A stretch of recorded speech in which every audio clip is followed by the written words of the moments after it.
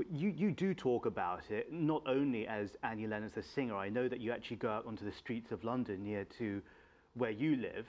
What do people say to you when you go there, when you talk to people who are not politicians, not activists here in Washington, but to the unconverted, so to speak? When you see them on the street and you tell them about AIDS, are they actually interested? I think people have compartmentalized AIDS as if it's something that has been put in a cupboard. It was back in the 80s. It affected the gay population, drug users, sex workers. It's not going to affect me. And when you actually point out some of the facts to them, they're shocked because they realize, wow, they didn't know this. So the messaging, this is what I'm saying, this, first of all, it's like a three-pronged approach. First of all, we have to keep the message going out that AIDS is with us. It doesn't discriminate between your color, your age, or your gender. And it is a treatable disease. It is preventable, and it is treatable, but we still don't have a vaccine or a cure. When we talk about AIDS, it's gone from gay men to the heterosexual community. It affects men, women, mothers, brothers, daughters, babies. But it also affects many people in Africa, still the most deeply impacted region in the world today. And so much of your work has taken you there.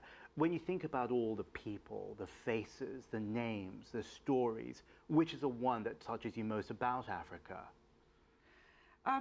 Well, I work with Comic Relief in England. It's the most fantastic organisation that has raised so much money and awareness about all the different kinds of issues that happen in the developing countries and in our own country also. Because poverty is not only happening in Africa, it also happens in the United Kingdom and in other parts of the developed world. But Comic Relief invited me to go to Uganda, and we met there with women's groups. Now, these women were married women, mostly, and they had been infected by their husbands who had died. And they were still trying to survive, bring up their children, and go forward with life.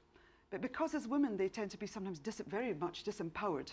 For example, if a husband dies, leaving his wife behind and children, she could still be put out of the house, and that house could be claimed by his brother if he has a brother. So the women's rights is a huge disparity. So women really, you know, when they're left without a husband and some support system like that, they are really on a very vulnerable place. So we would visit these women in these groups living with HIV. It's very, very difficult.